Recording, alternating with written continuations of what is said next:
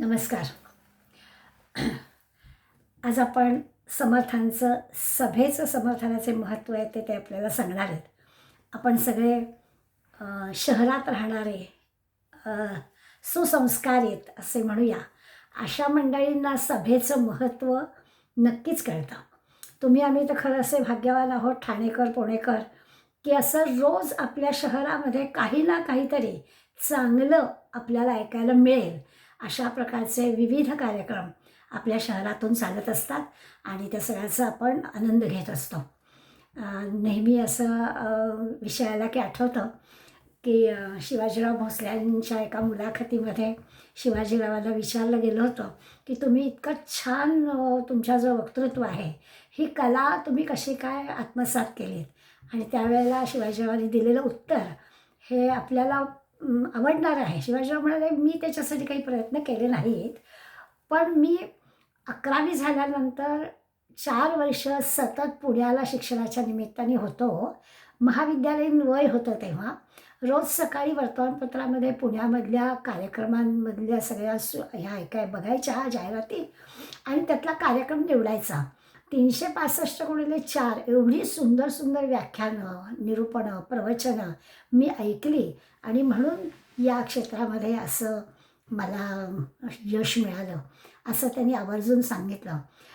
मला एवढ्यासाठी याचा आपल्याला उल्लेख करून सांगायचं की शहरात राहणाऱ्या तुम्हा आम्हाला आणि थोडंसं सुसंस्कृत माणसं आपण सगळी आहोत, त्यामुळे आपल्याला कुठे नेमकं काय चांगलं मिळेल त्याची बरोबर खात्री असते आणि तशी तशी निवड आपण करतो. अगदी हाच विचार समर्थ आपल्याला या स्तवनामध्ये सांगणार आहेत. आपल्या जीवनामध्ये सभेला फार मोठं महत्त्व आहे. आता आपण आध्यात्मिक ग्रंथाचा अभ्यास करतो आहे, त्यामुळे इथली जी सभा आहे ती सभा अशीच आहे. कारण सभा शब्द वापरला की आपल्याला वेगवेगळ्या गोष्टी आठवतात, राजकारणी लोकांच्या सभा वगैरे. तर त्याच्यामध्ये आपण पडणार नाही आहोत, परंतु आध्यात्मिक सभेचा समर्थ कसा विचार करता येते आपल्याला कळेल. साधारणपणे आध्यात्मिक असं नव्हे तर शिक्षण, राजकारण किंवा धर्मकारण, व्यापार अशा सगळ्या गोष्टींबद्दल काही चर्चा करायची असेल तर जे एकत्र येतात सगळे आणि त्याच्यावर चांगल्या चर्चा होतात, काय नेमकं करायला हवं ते समजतं, त्या सगळ्याला सभा असं म्हणायचं. परमार्थाच्या क्षेत्रात तर सभेचं महत्त्व आहेच. साधारणपणानं पूर्वनियोजित वेळ असते, म्हणजे कार्यक्रम ठरलेला असतो, जागा स्थान पक्कं ठरलेलं असतं आणि विशिष्ट विषय पण देऊन ठेवलेला असतो आणि त्या विषयासाठी जो समुदाय एकत्र येतो, त्या श्रवणासाठी जो समुदाय एकत्र येतो त्याला सभा म्हणतात. त्या सभेचा आज आपण विचार करणार, म्हणजे समर्थाने त्यांच्या समासामध्ये या प्रकारच्या सभेचा विचार केला आहे. थोडक्यात आपण असं म्हणूया की त्या काळामध्ये समर्थाने जेव्हा 350 वर्षापूर्वी ग्रंथरचना केली तेव्हा कीर्तन प्रवचन याच गोष्टी अधिक होत्या. त्यामुळे त्या कीर्तन प्रवचनाला येणारा जो समुदाय आहे, ते श्रवण करायला येणारा जो समुदाय आहे, त्यांच्याबद्दलचा विचार समर्थ करतात.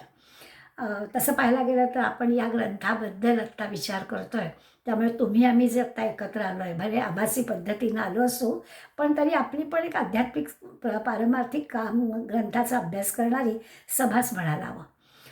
अशा ह्या सभेच्या ठिकाणी म्हणजे अशा कारणाने जेव्हा एकत्र मंडळी येतात आणि त्यांच्यामध्ये जी काही चर्चा होते, त्या चर्चेतून जो काही त्यांना आनंद मिळतो, ज्ञान मिळतं, त्याबद्दल विचार केला तर असं लक्षात येतं की अशा ठिकाणी येणारी ही जी मंडळी आहेत, ही भगवंताचे भक्त आहेत, भगवंतावर प्रेम करणारी मंडळी आहेत.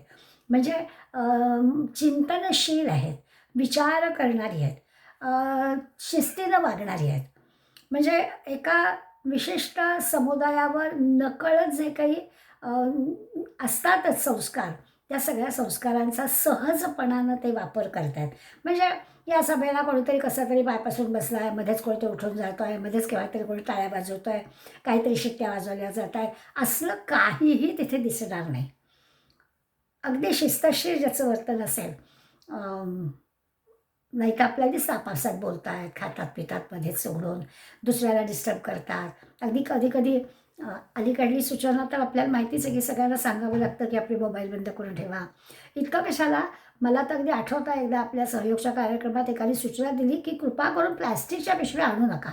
काहीतरी पिशवीतनं काढतात आणि त्याचे सुद्धा आवाज, या अशा प्रकारचं काहीतरी विशेष चिंतन या सभेमध्ये चाललेलं असतं. त्यावेळेला तो आवाज डिस्टर्ब होतो, डिस्टर्ब करतो. म्हणून अशा, पण ही जी सभा असते म्हणजे पारमार्थिक काही विशेष ज्ञान ग्रहण करण्यासाठी श्रोते मंडळी आलेली असतात. त्या मंडळींना ह्या अशा प्रकारच्या सूचनांची पण गरज नसते. इतकी शिस्तीनं हा सगळा समुदाय वागत असतो असा त्याचा अर्थ. दुसरं असं की वातावरण पण अतिशय पवित्र असतं. सभोवताली एकाच विचाराची भारलेली मंडळी सगळी असतात. एकमेकांचे, वक्त्याचे आणि श्रोत्यांचे विचार पण एकमेकांना पटतात. अंतःकरण दोघांचंही अगदी शुद्ध असतं. भगवंताच्या प्रेमाने जणू काही भारलेलं असतं. हे जे क्षेत्र आहे ह्याच्यामध्ये शंका, कुशंका, तर्क अशी नसते. केवळ श्रद्धा, केवळ विश्वास, केवळ भगवंतावरचं प्रेम, अशा प्रकारचं वक्ता काहीतरी सांगत असतो आणि श्रोता मनापासून ते सगळं ऐकत असतो. भगवंताबद्दलचं प्रेम, भगवंताबद्दलच्या अंतःकरणात असलेला भाव, एकमेकांबद्दलची अंतःकरणात असलेली मैत्री, एकमेकांबद्दल असलेली दया, आपुलकी, अशा सगळ्या गुणांचा समुच्चय या श्रोत्या वक्त्यांच्या ठिकाणी आणि परस्पर श्रोत्यांच्या ठिकाणी आपल्याला दिसतो. म्हणजे कुणाशी काही शत्रुत्व, वैर, काही राग, लोभ अशा कुठल्याही गोष्टी त्या ठिकाणी बघायला सुद्धा मिळणार नाहीत. असं सगळं एक चांगलं वातावरण, भारून गेलेलं वातावरण तिथे असतं.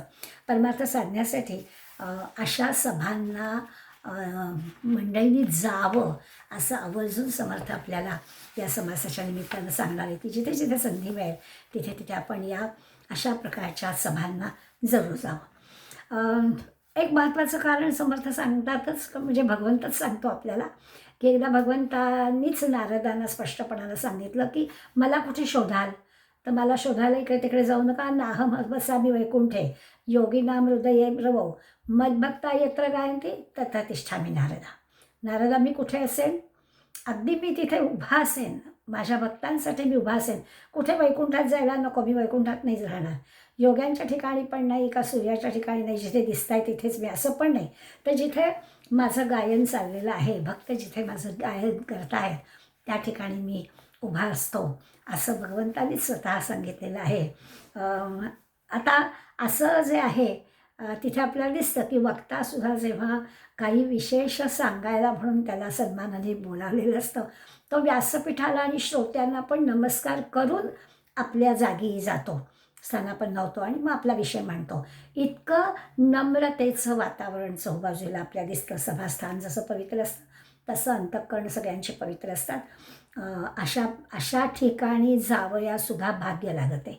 सगळ्यांना हे संधी मिळून सुद्धा न जाणं. कधी कधी मला मनात येतं की सहयोग मंदिराच्या आसपास राहणारी मंडळी किती भाग्यवान आहेत ना, की एवढे कार्यक्रम तिथे असतात, किती सहजपणानं जाता येतं. रात्री उशीर झाला तरी काही चिंता नसते, रिक्षा मिळेल का वगैरे वगैरे. खरंच भाग्य आहे. पण कधी कधी असं येतं की इतकी भाग्य असणारी मंडळी खरंच जातात का अशा कार्यक्रमाला? समर्थ जेव्हा आपल्याला सांगतात की अशा वेळेला जावं, अशा सभांना जावं, आणि पुढे जेव्हा ते म्हणतात की अशा प्रकारचं जाण्याला सुद्धा भाग्य लागतं, तेव्हा आठवण होते की खरंच भाग्य असतं तर जायची बुद्धी होते माणसाला. भाग्ये पंढरी पाहिली, दृष्टी विठ्ठली जळली, बहुत सुकृताची जोडी, म्हणून विठ्ठल आवडे. या अभंगात तेच सांगतात की मोठं भाग्याने हे सगळं मिळतं. सुकृताची काहीतरी जोड असावी लागते आणि पंढरीला जाण्याचं भाग्य मिळतं. ती संधी समर्थ आपल्याला सांगतात की सोडू नये. ही अशी सभा अतिशय श्रेष्ठ आहे, कारण तिथे भक्त भगवंताचं गायन करत असतात, गुण गात असतात, नामघोष करत असतात, भगवंताचा जय जयकार करत असतात. असा समर्थ सभेचा विचार आपल्या पुढे मांडतायत. सभेमधले जे कार्यक्रम असतात त्याच्याविषयी पण समर्थाने आपल्याला सांगितलं की खरोखर भगवंताचं अत्यंत प्रेमाने भक्त जे गायन करत असतात, भगवंताच्या कथा सांगत असतात. मग त्याला कीर्तन म्हणा, पुराण म्हणा किंवा काय प्रवचन म्हणा, त्यातून येणारे काही संवाद, त्यातून निघणारे काही प्रश्नोत्तरं, त्यातून होणारं विचारमंथन, हे सगळं फार प्रेरणादायी, आनंददायी असतं. आणि या सगळ्यातून सहजपणानं शंकांचं निरसन होतं.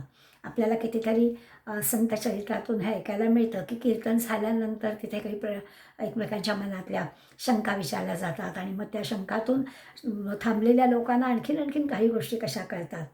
जसं वेण्णा स्वामींच्या चरित्रात आपण पाहतो की वेण्णा कीर्तन झाल्यानंतर तिथे नुसती थांबत असे आणि तो जो काही समर्थांचा आणि समर्थ शिष्यांचा संवाद चाललेला असतो, त्या संवादातून कितीतरी गोष्टींचं विचारमंथन तिला ऐकायला मिळत असे. असं पाहिलं की असं वाटतं की खरंच ही जी स्थानं आहेत, ह्या ज्या जागा आहेत, त्या जागा संशय संभ्रम दूर करणाऱ्या आणि आपल्या अंतःकरणात भगवंताचं प्रेम वाढवणाऱ्या अशा सगळ्या ह्या जागा असतात. त्यातून एक प्रकारचा आनंद, समाधान, तृप्ती आपल्याला मिळते. खरं तर भगवंतावरचा जो आपल्या अंतःकरणात विश्वास आहे, तो ह्या अशा प्रकारच्या सभांना गेलं तर वाढतो. छान कीर्तनं ऐकली, प्रवचनं ऐकली, ग्रंथांचा अभ्यास केला, तर आपल्या मनामध्ये भगवंताबद्दलचं जे प्रेम आहे ते अधिक दृढ होतं असं आपल्या लक्षात येतं. भक्त प्रेमळ भाविक ते शांती क्षमा दयाशीळ संत सज्जन विद्वजन पंडित पुराणिक, एक भली मोठी यादी समर्थांनी या समासात आपल्याला दिली. थोडी थोडकी नाही, जवळजवळ 7 ते 20 ओव्यामध्ये समर्थांनी नुसती नावं दिलेत की एवढ्या प्रकारचे लोक ह्या अशा प्रकारच्या सभांना येतात. जरा मी सहज आज सकाळी परत एकदा नजर टाकत होते, तेव्हा माझ्या मनात आलं की ही जी यादी दिली आहे, ह्या यादीमध्ये कित्येक आडनावं आपली दडलेली आहेत. किती किती लोकांची आडनावं ही भक्त आहेत, संत आहेत, रसाळ आहेत किंवा तपस्वी आहेत. खूप जण अशी नावं समर्थांनी दिली आहेत आणि ही सगळी आडनावं असतात आपली. तर ह्या सगळ्या मंडळींचं समर्थ उल्लेख करतात. ही सगळी मंडळी भाग्यवान आहेत, कारण ही अशा प्रकारच्या सभांमध्ये उपस्थित असतात. प्रत्यक्ष यांना समर्थांनी देवच म्हटलं आहे की हे सगळे भूलोकावरचे देव आहेत की अशा प्रकारच्या सभांना जातात आणि श्रोत्या वक्त्यांच्या अंतःकरणामध्ये भगवंताचं प्रेम असं दृढ करतात. पुढे 21 ते 26 ओव्यांमध्ये या अशा प्रकारच्या सभेत सगळेजण भगवंताचं ध्यान करतात. आता म्हणजे काय, तर ध्यान करणे भगवंताला प्रिय असणाऱ्या सगळ्या गोष्टी तिथे असतात ना, त्यामुळे एका अर्थानं वातावरणच सगळं असं भारलेलं असतं की अन्य कुठला तरी विषय बोललाच जात नाही, अन्य काही विषय चर्चेला जातच नाही. सगळ्या मंडळींना केवळ भगवंताबद्दलच बोलायचं असतं, त्याचं समाधान घ्यायचं असतं. या निमित्ताने समर्थाने 2 ओव्यांमध्ये सगळ्या त्या उपस्थित असणाऱ्या श्रोत्यांना पण आणि त्या सभेला म्हणून सुद्धा नमस्कार. 2 ओव्या आहेत समर्थांच्या 26 आणि 27.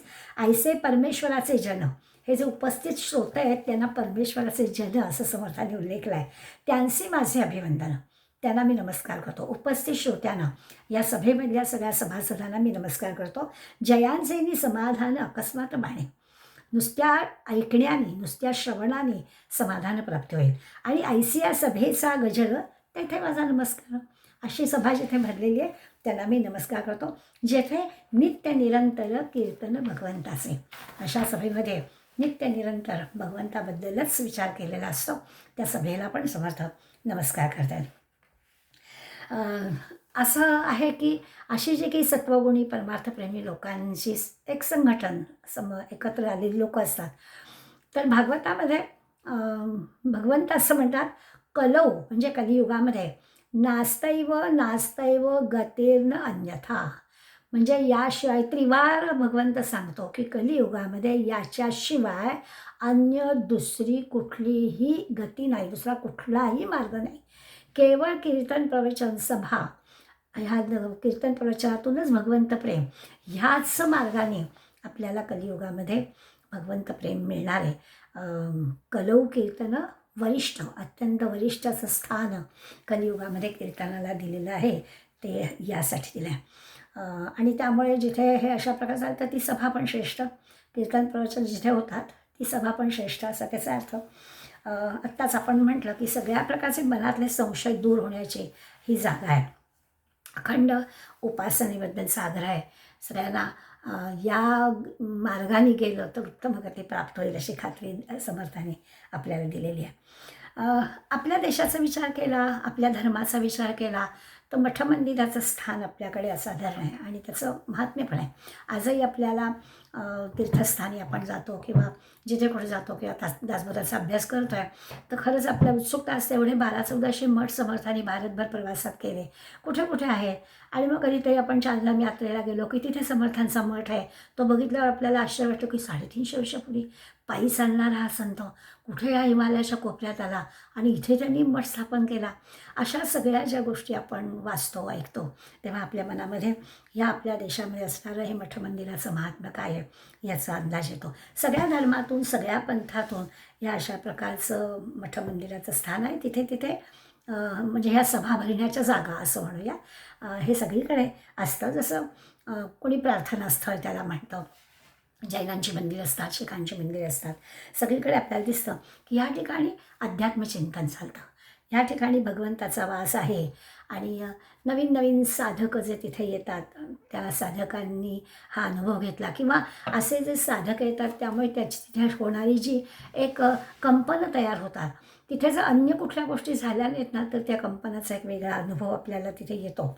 कीर्तन प्रवचनाखेरीज, भगवत भजनाखेरीज अन्य कुठलीही गोष्ट तिथे चालता कामा नाही, म्हणजे ह्या कंपन्यांचा अनुभव आपल्याला येतो. मी हे असं आवर्जून का म्हणते, अलीकडे आता बऱ्याच आपल्या काय म्हणायचं नगरसेवक, आमदार वगैरे मंडळींनी सार्वजनिक गणेशोत्सवाची जे पैशाची लयलूट केल्यामुळे असेल, पण हल्ली घरोघरी काही वर्गणी मागायला गणपती उत्सवातली कार्यकर्ते मंडळी येत नाही.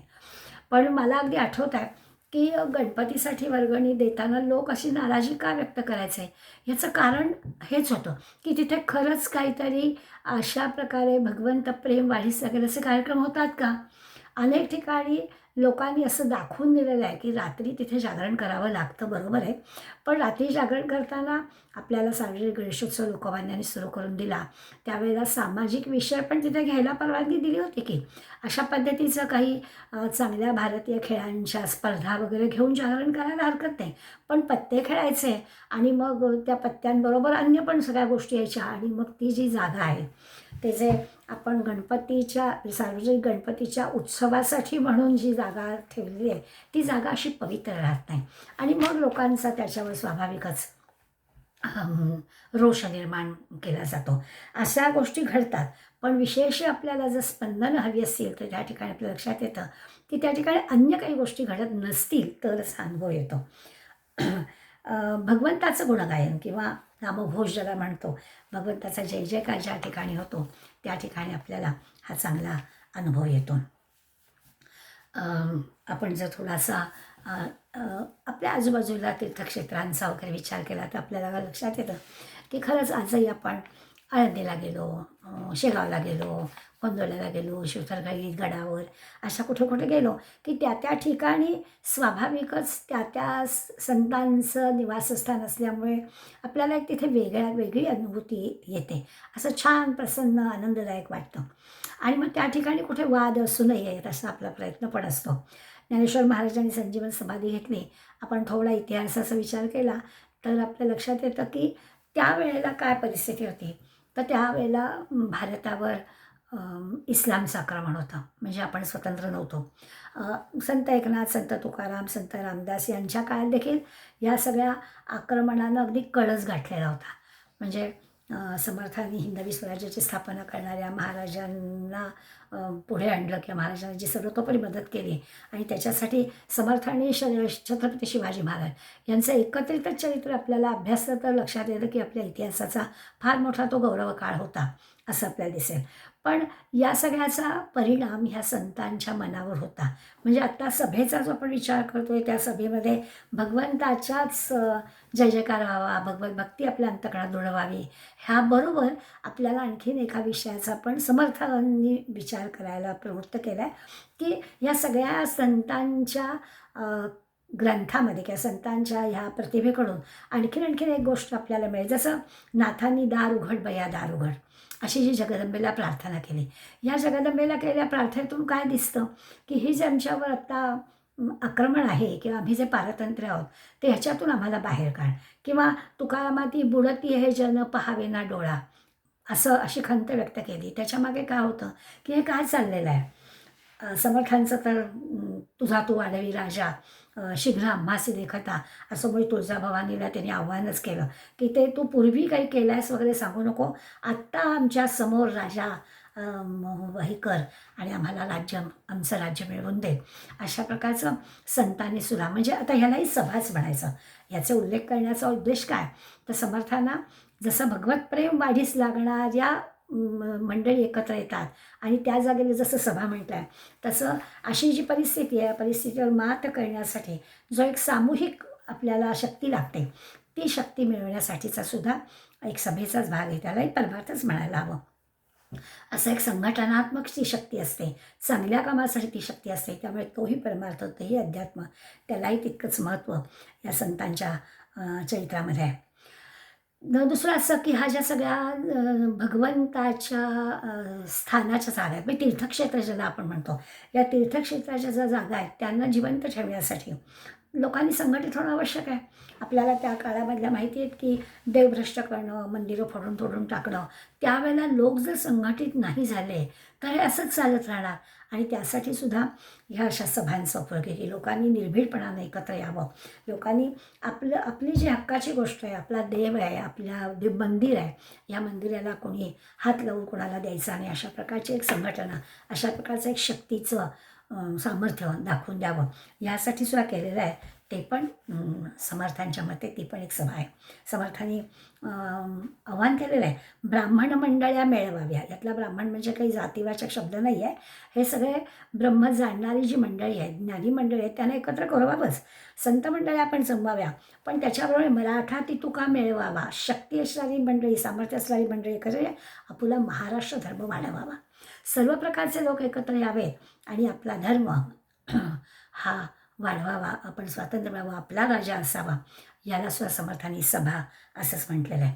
म्हणजे मठ मंदिरातून, सभेच्या माध्यमातून एक सामाजिक जागृती हा पण विषय या सभेचा होता, हे समर्थांना आवर्जून आपल्याला सांगायचं आहे. मग अशी उल्लेख केला, लोकमान्य टिळकांनी सार्वजनिक गणेशोत्सव किंवा शिवजयंतीसारखे उत्सव सुरू केले. याच्या मागे लोकमान्य टिळकांचा हाच विषय होता. 1920 साली लोकमान्य गेले, नंतर आपल्याला 47ला स्वातंत्र्य मिळालं, पण स्वातंत्र्यासाठी त्यांनी जे काही केलं त्याच्यातून लोकजागृतीसाठी ह्या 2 महत्त्वाच्या गोष्टी त्यांनी सुरू केल्या. की नुसतं शिवाजीचं चरित्र, शिवाजी दरवर्षी शिवजयंती करायची, दरवर्षी करायची. त्यानिमित्तानं शिवाजी छत्रपतींचं कार्य लहान थोर सगळ्यांना दाखवायचं आणि त्या उत्सवातून लोकांना आपला देश, आपला धर्म, आपला राजा असं वाटेल, अशा प्रकारचा एक प्रयत्न या निमित्ताने केला. गणपती उत्सवाच्या निमित्तानं, धार्मिक कार्यक्रमाच्या निमित्तानं लोकांनी एकत्र यावं, संघटित व्हावं आणि आपल्या स्वातंत्र्यासाठी प्रयत्न करावे, अशी संघटना उभी करावी, असं लोकमान्यांनी केलं. सावरकरांनी तर असं म्हटलं की राष्ट्र म्हणजे काही केवळ सीमा आखलेली भौगोलिक भूमी नाही, केवळ आपल्या नकाशातली जशी आपण सीमा आखतो तेवढंही आपलं राष्ट्र असं नाही. तर आपण एखाद्या ध्येयानं, एखाद्या विचारानं, एकाच हेतूनं जेव्हा प्रेरित होतो आणि अशी अनेक मंडळी, समुदाय जेव्हा अशा प्रकारच्या कामासाठी एकत्र येतो किंवा ते जे ध्येय आपण ठेवलं ते ध्येय गाठण्यासाठी प्रयत्न करतो, त्याच्यासाठी राष्ट्र बलवान करण्यासाठी, स्वातंत्र्यासाठी जे काही आवश्यक असतं ते सगळं करणं म्हणजे समर्थ म्हणतात त्याला, सावरकर म्हणतात ते एक राष्ट्र आहे. त्या राष्ट्रासाठी एखादी एक सभा, अशा प्रकारचा समुदाय या कारणासाठी म्हणून एकत्र येणं. किंवा आपण मोठमोठे हे म्हणतो की सुधांशू महाराजांसारखे किंवा मुरारी बापूंसारखे किंवा पांडुरंग शास्त्री आठवल्यांसारखी मंडळी किंवा आता अलीकडे किशोरजी व्यासांसारखे, ह्या सगळ्या मंडळींचं नाव घेतलं की लोक जे काही एकत्र येतात की त्यांचे विचार आपल्याला ऐकायला मिळावेत, असं जे काही आहे हे पण एक राष्ट्रीय अस्मिता जागृत करण्यासाठीचं काम आहे. त्यामुळे ही पण एक सभा आहे. त्या सभेमधून खूप साऱ्या गोष्टी आपल्याला ऐकायला मिळाव्यात असं ते उद्दिष्ट ठेवलेलं असतं. याच्यासाठी समर्थांनी सभास्थापन केलं आहे. दुसरं असं की जसं आपण आता सभास्थानाचं, श्रोत्यांचं, वक्त्याचं, विषयाचं विचार केला, तसं काही गोष्टी अशा असतात की त्यांनी एक प्रकारची प्रथा चांगली पडते.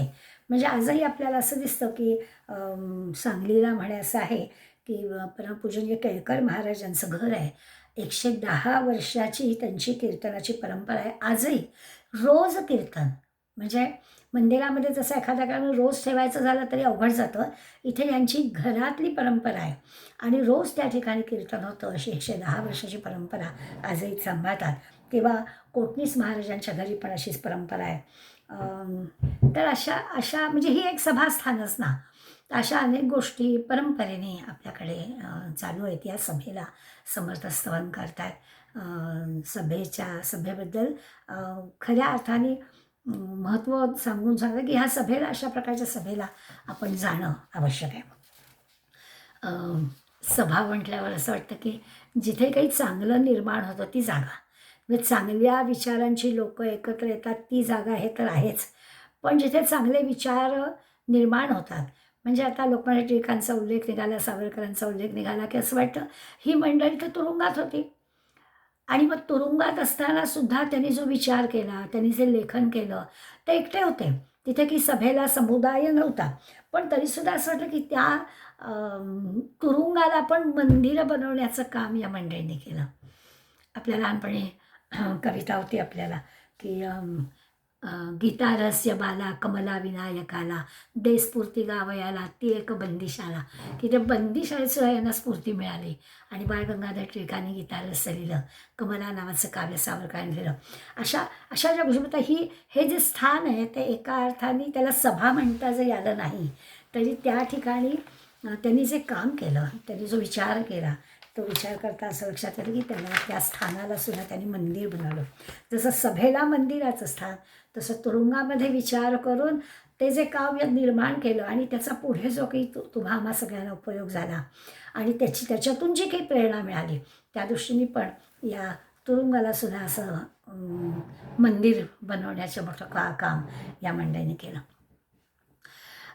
काही वेळा असं आपल्या लक्षात येतं की त्या कीर्तन, प्रवचन किंवा ग्रंथ किंवा अशा भगवत भक्तांनी घेतलेलं भगवंताचं नाम, याच्यातून एक प्रकारचा असा काही निर्माण होतो. म्हणजे उदाहरण देतात की एखादी भाषा आपल्याला येत नाही आहे आणि त्या भाषेमधलं भजन आपण ऐकतो आहे, तरीसुद्धा केवळ ते भक्तीच्या शब्दांनी, भक्तीच्या स्वरांनी बांधलेलं असल्यामुळे आपल्याला ते एक वेगळा आनंद देऊन जातं. भले त्या शब्दांचा अर्थ कळत नसेल, भले त्यातलं नेमकं काय म्हणायचं आहे ती भाषा पण आपली नसेल, तरीही जसं मी मागे उदाहरण दिलं होतं, शिरीषराव कवडे यांनी आपल्या पसायदान ग्रंथामध्ये लिहिलं आहे की परदेशातल्या स्त्रियांना पसायदान शिकवलं गेलं, पाठ करून घेतलं गेलं, लतादींच्या आवाज ऐकवलं गेलं, कळत नाही आहे.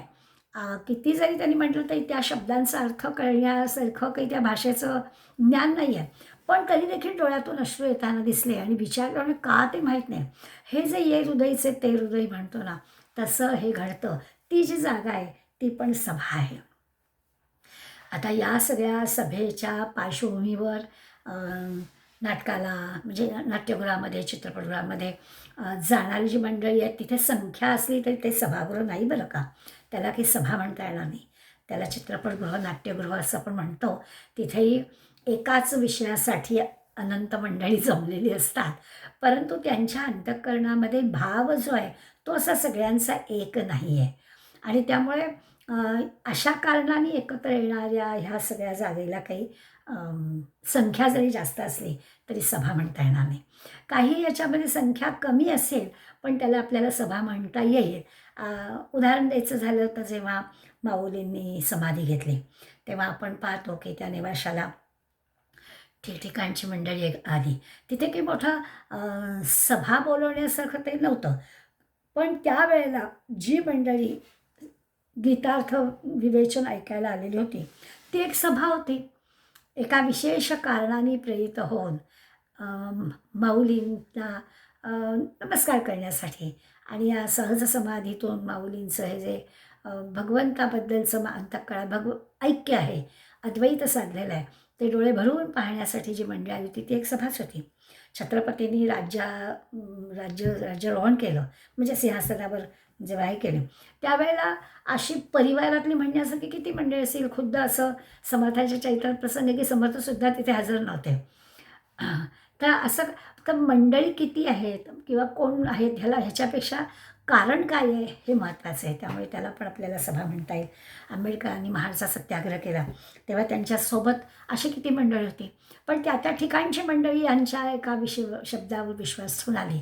त्यामुळे त्यालासुद्धा कुठलं काम आपण करतोय त्याच्यावर सभा असं म्हटलं पाहिजे. पाँडेचेरीला सतत 40 वर्ष योग साधना केली आणि योगी अरविंदांनी तेव्हा काय असं लगेच लोकांनी काही मान्य केलं तर अशातल्या भागाने आता आपण पाँडेचेरीचं फार मोठं महत्त्व जाणलं आणि अनेक लोक आपण पाहायला जातो. पण अशा प्रकारचं मला काही करायचं असं योगी अरविंद कुणाशी बोलले असतील, पण त्यांच्या मनामध्ये असणारं जे काम होतं आणि त्यांनी प्रत्यक्ष जे कृतीने दाखवलं ते पण एक चांगल्या कामाचं ते स्थान, ती एक जागा म्हणजे ती एक सभा. असं कशाला सभा म्हणायचं असं विचारलं तर जिथे जिथे जे जे काही चांगलं चाललेलं आहे आणि असं संघटित स्वरूपामध्ये नंतर का होईना त्यावेळेला नाही, पण नंतर लोकांनी ते जाणलं आहे त्याला आपण सभा असं म्हटलेलं आहे. देऊळचा देऊळवाडा असू दे नाहीतर तुकाराम महाराज त्या डोंगरावर जाऊन बसायचे कीर्तन करत. तिथे काय त्या डोंगरावर गेल्यानंतर काही भोवताली त्यांच्या लोक नव्हती, ते आपल्या पांडुरंगाच्या नामामध्ये तल्लीन झालेले होते. पण ती पण एक सभाच होती, कारण तिथे ते पांडुरंगाचं भजन करायचे, भोवताली कोणी असो नसो तरी देखील तो आनंद त्यांना असायचा. अशा ज्या ठिकाणी भगवंताच्या बद्दलचं गान केलं जातं आहे, मग तिथे मंडळी कोण आहेत आणि किती आहेत हे नाही, आणि काही काळानंतरसुद्धा त्याचं महत्त्व जनमानसाला पटलेलं आहे. अशा सगळ्याला सभा असं म्हटलं आहे. केवळ माणसांच्या गर्दीला सभा असा समर्थाला अभिप्रेतच नाही आहे. ती जी गर्दीची सभा असते ती वेगळी असते. राजकारणी लोकांना पैसे देऊन लोकांना ट्रकमध्ये घालून आणावं लागतं, गर्दी दाखवावी लागते. ती सगळी आंधळी गर्दी असते, बेभान झालेली गर्दी असते. त्या गर्दीपासून आपल्याला दूरच राहायचं असतं. त्या गर्दीचा विचारच समाधान करायचा नाही आहे असं आपल्या लक्षात येईल. त्यामुळे किती लोक ह्याला महत्त्व नाही, विचार काय आहे, कोण करत आहे, त्याचं किती काय त्याचा परिणाम. आज 400 वर्ष होऊन गेली, माऊलींच्या ह्याला 750 वर्ष होऊन गेली, तरी जो विचार आपण एकमेकांना सांगतो आहोत हे जे काही आहे हे ह्याला सभास्थान किंवा हा जो सभेतला विचार आहे असं म्हणायचं. आपण असाच विचार केला की व्यावहारिक पातळीवर तुम्ही आम्ही आपल्या ज्या काही गरजा आहेत, अन्न वस्त्र निवारा हे मिळण्यासाठी आपण धडपडतो. अर्थात ह्या गरजा भागल्या तरी देखील आपण फार मोठ्या काही अगदी सुखी समाधानी आनंदी असतो असं नसतं, कारण ह्या गरजा वाढत्या आहेत.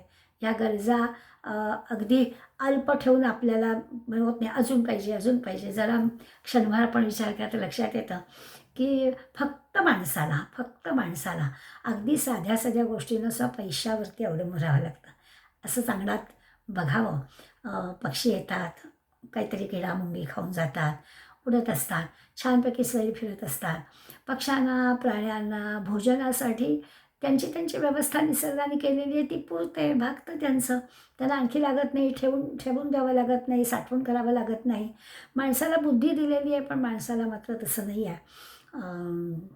आत्ता नुसतंच युद्धाचे सगळे हे चालू आहे, तर कदाचित महिन्याभराने पेट्रोल संपलं तर असा प्रॉब्लेम आला आहे. दळणवळणच बंद होईल, मग अन्नधान्य भाज्या फळं येतील की नाही, मग काय काय होईल, अशा प्रकारची भ्रांत पडतेच की आपल्याला, फक्त माणसाला. त्यामुळे माणूस हा सुखी समाधानी राहू शकत नाही. व्यावहारिक पातळीवर त्याच्या ज्या गरजा आहेत त्या भागली आहेत असं घडत नाही, आणखीन गरजा वाढत असतात. आणि त्यामुळे माणूस काय करतो, आपल्या बुद्धीचा उपयोग करतो. आणि माणसाने ही खरं काय करायला पाहिजे तर ह्या व्यावहारिक गोष्टींमध्ये ठीक आहे, त्याबरोबर आणखीन विचार केला पाहिजे की भगवंताने आपल्याला बुद्धी दिली आहे, तर ही सृष्टी निर्मिती कशी झाली, यातून नेमकं काय भक्ती आपण म्हणतो म्हणजे भक्ती काय, असा काही विचार माणसाने करावा. यासाठी भगवंताने माणसाला खरं म्हणजे बुद्धी दिलेली आहे. पण ह्या भक्तीतला भाव किंवा ही भक्ती तेवढ्यापुरतं आपण करतो. म्हणजे 24 तासातला किती काळाचा विचार करायचा, तर असं वाटतं की थोडा वेळ ठीक आहे, कायम काही आपण 24 तास या गोष्टी करू शकत नाही. आणि मग आपल्या मनामध्ये जे व्यावहारिक पातळीवर ते संशय, संभ्रम, हवं नको पण असं सगळं येतं. आणि मग परमात्म्याबद्दलची चर्चा, परमात्म्याचं गुणगान हे जरा बाजूला होतं. आपण ज्या सभेचा विचार करतोय त्या सभेमध्ये व्यावहारिक गोष्टी बाजूला करायच्या. खरं सुखसमाधान कुठे मिळणार आहे, तर समर्थ सांगतात की आध्यात्मिक सभेत ते आपोआप होईल. तुकारामांना काही चिंता होती का हो, की आता उद्या काय होईल? नाथांना काही चिंता केली का उद्या काय होईल, झालं. त्यांनी प्रपंच केले, त्यांनाही होतं आपोआप. पण असं आम्ही त्यांच्यावर त्यांचं समोर उदाहरण ठेवून आमच्या प्रपंचाकडे दुर्लक्ष करू असं नाही होणार. आम्हाला तीच भ्रांत पडलेली असते. म्हणून समर्थ सांगतात की आध्यात्मिक सभा असेल तर आपण काय विचार केला पाहिजे की अशा सगळ्या सभेमध्ये परमेश्वर सगळं पाहून घेईल इतका विश्वास त्याच्यावर आपण टाकायचा. एक शब्द वापरला त्यांनी, मला ते फार आवडलं की आपण हे सगळं जे काही आहे ना तर एका अर्थाने देवसैन्य म्हणूया. हे जे सगळा समुदाय आहे अशा पारमार्थिक ग्रंथाच्या अभ्यासासाठी, भगवंताची भक्ती दृढ होण्यासाठी एकत्र आलेली मंडळी आहेत, ज्याला आपण सभा असं म्हटलेलं आहे. या सभेला आपण म्हणूया की हे एक प्रकारचं सैन्य आहे, पण देवाचं सैन्य आहे. या देवसैन्यामध्ये आपल्याला सामील व्हायला आहे समर्थ सांगतायत.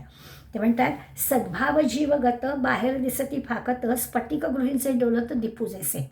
कसं करायला पाहिजे तर स्फटिकगृहात लावलेला जो दिवा असतो तो दिवा कसा आहे तर तो सगळीकडे प्रकाश टाकतो. म्हणजे चांगल्या माणसाच्या अंतरंगामध्ये जो काही सद्भाव आहे तो सगळ्या सभोवतालच्या लोकांना मार्गदर्शक होतो. असा स्फटिकाच्या घरात असणारा दिवा आहे. म्हणजे एखाद्या माणसाच्या अंतःकरणामधला सद्भाव हा सभोवतालच्या सगळ्या लोकांच्या अंतःकरणामधला सद्भाव निर्माण करायला उपयोगी पडतो. याच्यासाठी ह्या सभेमध्ये आलेली मंडळी म्हणजे काय तर जणू काही देवसैन्य आहे. पारशी धर्मसंस्थापक झरतुष्ट्र होता, त्यांनी पण असं म्हटलं बी ए वॉरियर्स ऑफ गॉड. देवाचं सैन्य आहे त्याच्यात सामान्य व्हा. आज पण ह्या गोष्टीची गरज आहे. देवसैन्यात म्हणजे सज्जन माणसांच्या समुदायात सामील व्हा. आपल्याला कळलं पाहिजे की आपल्याला कुठे जायचं आहे, त्या ठिकाणी सामील व्हा असं सांगतात. अगदी join the army of God, देवाच्या सैन्यात दाखल व्हा. हे सगळे जे शब्द आहेत ते याचे आहेत. समर्थना स्वप्नी जे देखील रात्री ते ते तैसेचे होत असे, हिंडता फिरता आलो आनंदवन भुवने. मला जे आनंदवन हवं होतं त्याबरोबर मी त्या ठिकाणी आलो आहे. आणि मग समर्थाने ते आनंदवन भुवनीमधलं स्पष्टपणे सांगितलं, बुडाले सर्वही पापी हिंदुस्थान बळावले, अभक्तांचा क्षयो झाला आनंदवन भुवनी. जे अभक्त आहे, जे असे व्यावहारिक पातळी विचार करणार आहेत त्या अभक्तांचा क्षय झाला. त्या देवसैन्यामध्ये आलेली जी मंडळी आहेत त्या मंडळींचं मात्र भलं झालं. येथून वाढीला धर्म रमाधर्म समागमे असं समर्थ म्हणतात. आणि संतोष मांडीला मोठा आनंदवन भुवनी. बुडाला औरंग्या पापी म्लेंछ संहार झाला, मोडिली मांडिली क्षेत्रे आनंदवन भुवनी. असा जो आनंद त्यांनी व्यक्त केला त्याच्या मागे पण कारणच आहे की सज्जनांच्या संगतीत म्हणजे देवसैन्यात सामील व्हा. सभेचं मोठं कारण काय, सभेचं काम काय तर या सभेमध्ये सज्जनांनी सामील व्हावं, चांगल्या विचाराच्या मंडळींनी एकत्रित व्हावं आणि या सभेमधून अशा प्रकारचं देवकार्य, देशकार्य, धर्मकार्य हे व्हायला हवं असं ते सांगतात. आणि ह्या सभा स्तवन वाचताना आपल्या अण्णांची म्हणजे व्यवहारी अण्णांची मला आठवण झाली. व्यवहारी अण्णा नेहमी म्हणत असत आणि तंतोतंत आपल्याला त्याची प्रचिती आज येते. ते म्हणायचे की आजही आपल्याला दिसतं की अमेरिकेमध्ये किंवा पाश्चात्य देशांमध्ये 85% जी काही जिम किंवा व्यायाम केंद्र आहेत त्या ठिकाणी योगासनं शिकवली जात आहेत. म्हणजे तो योगासन विषय भारतीयांचा असला तरी पाश्चात्य देशांनी आता तो उचलून घेतला आहे. किंवा मेडिटेशन ह्याच्याबद्दल त्यांना प्रचंड औत्सुक्य आहे, तेही सगळ्या ह्या जिमच्या ठिकाणी घेतलं जातं. आणि पुढे अण्णा जे म्हणायचे ते खरं आहे की उद्या आमची स्तोत्र, आमचे मंत्र तिकडे प्रचलित होतील, पाश्चात्य देशात प्रचलित होतील आणि मग आम्ही डॉलर्स देऊ आणि ते आम्हाला विकत घ्यावं लागेल. कारण ते लोक आहेत ते व्यापारी आहेत, त्यांना जे काही मिळतं ते व्यापारी दृष्टीनं त्याच्याकडे बघतात आणि त्यांची जी भोग लालसा आहे ती आम्ही उचललीच आहे आणि आमच्याकडून जे चांगलं त्यांनी घेतलेलं आहे मग ते चांगलं आमच्याकडे आमचं असूनसुद्धा आमच्याकडल्या स्पिरिच्युअल सेंटरमध्ये, हेल्थ केअर सेंटरमध्ये आम्ही रांगा लावून पैसे त्यांना देऊन आमचीच विद्या आम्ही शिकू. अशा प्रकारे अण्णा नेहमी म्हणत असत. आणि म्हणे आज जशी मुलं आपली मॅकडोनाल्ड पुढे रांगा लावतात, आमचं भारतीय खाद्य, आमच्या घरात आयांनी केलेलं खाद्य हे आमच्या मुलांना आवडत नाही, आम्हाला मॅकडोनाल्डमध्ये रांगा लावून खावंसं वाटतं, तसं आमचंच स्पिरिच्युअलिटी किंवा हेल्थ केअर सेंटरमध्ये आम्ही आमचंच ज्ञान त्यांच्याकडून घेऊ. अशा प्रकारचं जे काही आहे तर ह्या सभेचं जर महत्त्व आपल्याला कळलं म्हणजे सावरकर किंवा विवेकानंद म्हणायचे की आम्हाला दुर्जन जे आहेत त्यांचं जे दुष्कृत्य चालतं त्याच्याबद्दलचं एवढं भय वाटत नाही, पण जे सज्जन लोक आहेत त्या सज्जनांची जी उदासीनता आहे, काहीच करायचं नाही अशा प्रकारची उदासीन आहे, त्यांची आमची फार मोठी संस्कृती घात अवकाळा जी आमच्या संस्कृतीला आली आहे ती त्यामुळे आली आहे. त्यामुळे सज्जनांचं सैन्य असायला हवं याचा अर्थ काय, सज्जनांच्या सभा असायला हव्यात याचा अर्थ काय, तर या सज्जनांनी सगळ्यांनी एकत्र राहायला हवं. या सभेला समर्थ महत्त्व देत आहेत असं आपल्याला दिसेल. आता असा जेव्हा सभा असतात त्या सभेतला तो वक्ता असतो, त्या वक्त्यांना आणि श्रोत्यांना या दोघांनाही खरं म्हणजे महत्त्व आहे. वक्त्याला तर स्वाभाविकच आहे विशेष महत्त्व आहे, कारण वक्त्याकडून या सगळ्या गोष्टी त्याला कळत असतात. सध्या आपण ज्याला सभा म्हणतो, खरं म्हणजे त्याचा उल्लेख करणंसुद्धा अनुचितच आहे, पण तुलना करण्यासाठी का होईना आपल्याला त्याचा विचार करावा लागतो. आपण लोकसभा, विधानसभा किंवा इलेक्शन जवळ होणाऱ्या राजकारणी लोकांच्या प्रचार सभा, अगदी कशाला साहित्य सभा, अशा सगळ्या जर विचार घेतला तर यांची जी काही हमरीतुमरी, गोंधळ, एकमेकांवरती दोषारोप करणं, या सगळ्यांनी खरं म्हणजे केवळ आणि केवळ नुकसानच होतं. पैशाचं नुकसान होतं, वेळेचं नुकसान होतं, अगदी राष्ट्राचं नुकसान होतं असं म्हणायला हवं. आणि पुन्हा याच्यातून निष्पन्न काय होईल तर संभ्रम, संशय, एकमेकांबद्दलचं राग हाच निर्माण त्याच्यातून होताना दिसतो. त्यामुळे या सगळ्या अशा प्रकारच्या सभांविषयी खरं म्हणजे बोलण्याची आवश्यकता नाही. तुलनेपुरता फक्त याचा उल्लेख एवढ्यासाठीच करायचा. किंवा आपण दूरदर्शन, सिनेमा याच्याबद्दल अगदी प्रत्यक्ष सभा म्हणजे समुदायामध्ये जात नसलो तरीसुद्धा त्याच्यातून होणारे जे परिणाम आहेत, म्हणजे मला नेहमी असं सुनीलदादा म्हणायचे ते आठवतं. सुनीलदादा म्हणायचे की पूर्वी आमच्या लहानपणी काय होतं, कोणी सुट्टीमध्ये भावंडं आली, पाहुणे आली, सणवार असेल तर आमची आई घरी छानपैकी गोडाधोडाचा स्वयंपाक करायची आणि मग आम्ही मंडळी कुठला तरी एखादा चांगला सिनेमा लागला असेल तर सिनेमा बघायला बाहेर जायचो. आता म्हणाले बरोबर सगळं उलटं झालं आहे. आता जेवायला मंडळी बाहेर जातात आणि घरी मोठ्या स्क्रीनवरती सिनेमे बघतात आणि मग रात्रभर 1 काय 2 काय 3 काय. तर हे जे काही चाललेलं आहे ह्या पण एक प्रकारच्या सभा आहेत. पण या सभातून, या एकत्रित सगळं होत असणाऱ्या गोष्टीतून आपल्याला जे हवं आहे त्याने अलीकडल्या काळात तर स्वयंपाकघर अशी लहान झालेली आहेत. स्वयंपाक हा शब्दच खरं म्हणजे आता वापरायची आवश्यकता नाही, कारण स्वतः करणं त्याला स्वयंपाक म्हणायचं. आता स्वतः करण्याचा प्रश्नच नाही आणि त्यामुळे स्वयंपाकघरांचा आकारच लहान होऊन गेलेला आहे. ऑर्डर द्यायची आणि आत्ता काय हवं आहे ते लगेच मागवायचं, अशा प्रकारची जी काही संस्कृतीतला हा बदल आपल्या होतो आहे तो विचार केला तर सभा म्हणजे एकत्र येण्याची जागा काय.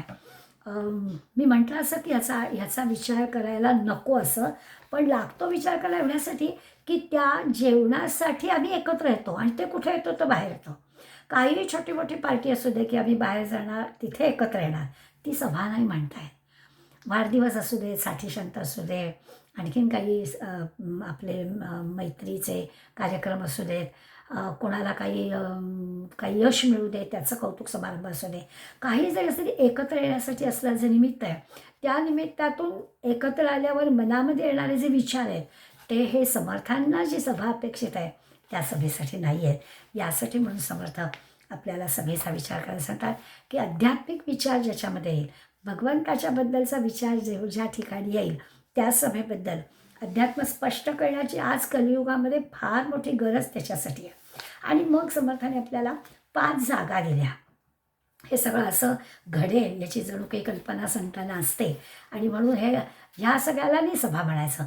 तर 5 जागा आहेत, त्या ठिकाणी जे काही एकत्र यायचं. मग पाठ, प्रवचन, कीर्तन, भजन आणि पुराण या सगळ्या 5 ठिकाणी जी आहेत त्याला सभास्थानं म्हणायचं. म्हणजे काय तर पाठ असं आजही आपल्याकडे सप्तशतीचा पाठ केला जातो किंवा निंद्या ग्रंथांची पारायणं करण्यासाठी आपण एकत्र येतो किंवा काही इतक्या वेळा स्तोत्र म्हणा, म्हणजे आता विशेषतः 108 वेळा म्हणायचं आहे म्हणून आपण एकत्र येतो. अशा प्रकारचे जे पाठ आहे त्या पाठ करण्यासाठी एकत्र याची जागा. अगं आपल्याला समजा काय रुद्रपठण करायचं आहे, तर या अशा अशा कारणांनी जेव्हा आपण एकत्र येतो ते जे आहे ते पण सभास्थान आहे. कारण एका विशिष्ट हेतून येणारी मंडळी ती तिथे आहेत आणि विशिष्ट हेतूने जेव्हा आपण एकत्र येतो त्यावेळी अंतःकरणामधले विचार जे असतात ते चांगलेच असतात. म्हणून ते आपल्याला सांगतात की सभास्थानं 5 सांगतोय ती महत्त्वाची. बाकीची एकत्र लोक येत असले तरी या अशा प्रकारचा एक विचाराने ते येत नाही, त्यामुळे बाकीच्यांना सभास्थानं म्हणता येत नाही. प्रवचन आपल्याला कळतं एखाद्या ग्रंथाबद्दल जेव्हा सलग आठवड्यातून एकदा किंवा रोजच्या रोज किंवा महिनाभर किंवा काय जे काही ठरलेला वार ठरलेला दिवस असेल त्यावेळेला येऊन एखाद्या ग्रंथाबद्दल एखाद्या संताबद्दल जेव्हा चरित्रकथन असं केलं जातं त्याला त्या प्रवचनासाठी एकत्र येणारी जी मंडळी आहेत त्याला सभा म्हणायचं. कीर्तनासाठी येणारी मंडळी आहेत त्यालासुद्धा कीर्तन हे तर विविधा भक्तीतला एक भक्ती प्रकार आहे आणि त्या काळात तर कीर्तनाला महत्त्व होतं आपल्याला माहीतच आहे. आजही कीर्तन महाविद्यालयं पण निघाली आहेत त्यामुळे इतकंच महत्त्व कलियुगामध्ये कीर्तनाला आहे. तिथे येणारी मंडळीसुद्धा आपण असं म्हणायचं की ती पण सभा आहे. भाविक भक्तांनी भगवंताचं केलेलं जे गायन आहे म्हणजे गाण्यासाठी पण भक्तीच्या माध्यमातून संगीताच्या साठी एकत्र आलेली जी मंडळी आहे त्याला पण समर्थांनी सभा असं म्हटलेलं आहे. असं क्षेत्राच्या ठिकाणी असं त्या नृसिंहवाडीला एक भजन सेवा असते किंवा गोंधळलेला सुद्धा रोज रात्री भजन सेवा असते. त्यामुळे भगवंताचा अंतःकरणात असणारा भाव संगीताच्या माध्यमातून लोकांपर्यंत नेणं याला भजन म्हणायचं आणि त्याच्यासाठी जे एकत्र येणं आहे त्याला पण सभा म्हणायचं असा त्याचा अर्थ.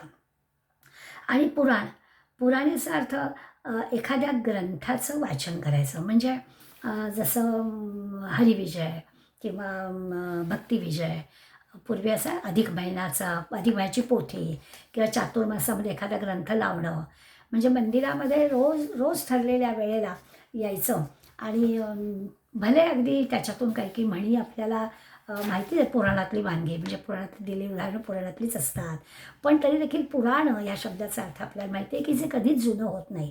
पुराण कधीच जुनं होत नाही त्याला पुराण म्हणतात कारण त्या पुराणामधल्या सगळ्या कथांचा उपयोग आपल्या सांस्कृतिक याच्यासाठी होतो. काही प्रथा पद्धती पुढल्या पिढीला सांगण्यासाठी आपल्याला त्याचा उपयोग होतो. त्या पुराणासाठी एकत्र येणारी मंडळी ह्यालासुद्धा सभा असं त्यांनी म्हटलेलं आहे. काही काही तर प्रथा आपल्याकडे इतक्या आहेत की समजा पुराणामध्ये किंवा कीर्तनामध्ये प्रवचनामध्ये रामाची कथा सांगायची असेल तर त्या ठिकाणी हनुमंतासाठी वेगळं स्थान वेगळं आसन मांडलेलं असतं. आणि याचं कारण असं की जिथे जिथे रामाची कथा चाललेली असते कोणत्याही स्वरूपातली असू दे कीर्तन प्रवचन पुराण अगदी तुलसीदासाचं रामायण वाचतायत नुसतं तरी देखील हनुमंत तिथे हजर असतो. अशा प्रकारचं एक हनुमंताच्या अंतःकरणात रामाबद्दलचा जो भाव आहे आणि हनुमंत चिरंजीव आहे याच्यासाठी पद्धत पडलेली आहे. ती पद्धतसुद्धा या निमित्तानं पुढल्या पिढीला माहिती होते आणि त्या ठिकाणी आसन दिलं जातं भगवंताला. आपल्याला कदाचित कथा सगळ्यांना माहिती असेल की लोक संशय घ्यायला काय तयार असं कसं होतं असा काय तो चिरंजीव असता म्हणून जिथे रामकथा चालली तिथे येतो का. पण लोकांच्या अंतःकरणात हा भाव आहे आणि म्हणून लोक त्या सभास्थानी अशी सगळी व्यवस्था करतात की जिथे चाललेलं आहे कीर्तन तिथे एका बाजूला हनुमंताला आगमनाला श्लोक म्हणतात. अतुलितबलधामं हेमशैलावदेहं धनुजवनकुशानं ज्ञानिनाम अग्रगण्यं सकलगुणनिधानं वानराणामधीशं रघुपतिप्रियव्यक्तं वानरजातं नमामि असा हनुमंताला नमस्कार करून त्याला स्थानापन्न करतात. कोणी शंका घेऊच नाही आहे खरं म्हणजे की खरंच हनुमंत तिथे येतो का. पण अशी शंका घेणाऱ्यांनासुद्धा उदाहरणं मिळालेली आहेत आणि खरोखरच हनुमंत तिथे येतो. आपल्या सामान्य मंडळींच्या नजरेला तो दिसत नाही म्हणून तो येतच नाही असं म्हणायचं काही कारण नाही. अशा प्रकारचं सुद्धा सभेमधले जे अशा पद्धती आहेत प्रथा आहेत त्या लोकांना कळतात त्याही समुदायाला सभा म्हणायचं. आणि या सभेला आणि ह्या सभेमध्ये सहभागी असणाऱ्या सगळ्या ह्या भक्तजनांना समर्थ नमस्कार करतात असं दिसतं. आता या सगळ्यामधून विचार करताना असं लक्षात येतं की अरे खरोखरच इतकं जर सभेचं महत्त्व आहे तर या सभेमध्ये आम्ही ते वाढावं याच्यासाठी का प्रयत्न करत नाही. तर असं नाही आहे पण लोकांनी असं मानलं गेलं आहे की अहो मला वेळच नाही, निवृत्त झालं ना की मग आम्ही अशा प्रकारच्या गोष्टी करू, असं आपल्याला सगळी मंडळी सांगतात. त्याच्यासाठी समर्थ आपल्याला शेवटच्या 2 ओव्यांमध्ये स्पष्टपणे सांगणार आहे की जेथे भगवंताच्या मूर्ती तेथे पाविजे उत्तम गती, ऐसा निश्चय बहुथा ग्रंथी महंत बोलले. मोठमोठ्या महंतांनी लिहिलेले जे ग्रंथ आहेत तिथे तिथे त्यांनी असं म्हटलं की त्या ग्रंथांचा अभ्यास करा. आता सगळ्या संतांच्या सांगण्याचा जो काही विचार आहे तो अगदीच काही आपण दुर्लक्ष करून नाही चालणार. आणि मग शेवटच्या विद्यापीठात कलौ कीर्तन वरिष्ठ जेथे होय सभाश्रेष्ठ. कलियुगामध्ये सगळ्यात श्रेष्ठ कीर्तन आहे. आता कीर्तन शब्द जरी वापरला असता तरी आत्ता म्हटलं तसं 5ही गोष्टी त्याच्यामध्ये आहेत. कीर्तन आहे, प्रवचन आहे, पुराण आहे, पाठ आहे, भजन आहे, ह्या सगळ्या गोष्टी त्याच्यामध्ये येतात. आणि कथाश्रवण आहे. नाना नष्ट संदेह होते, म्हणजे नाना संदेह नष्ट होते असा त्याचा अर्थ. त्या कथेच्या श्रवणाला आपण गेलो तर आपोआपच आपल्या मनातले सगळे संशय, सगळे संभ्रम दूर होतील. अशा सभेला आणि अशा सभेमध्ये सहभागी होणाऱ्या श्रोत्यांना समर्थ वंदन करतायत. ते वंदन केलेल्या 2 ओळी आपण परत वाचूया आणि थांबूया. ऐसिये सभेचा गजर तेथे माझा नमस्कार, जेथे नित्य निरंतर कीर्तन भगवंताचे. ऐसे परमेश्वराचे जन, असा सभेला जाणाऱ्या तुम्हा आम्हाला समर्थांनी परमेश्वराचे जन म्हटलं आहे.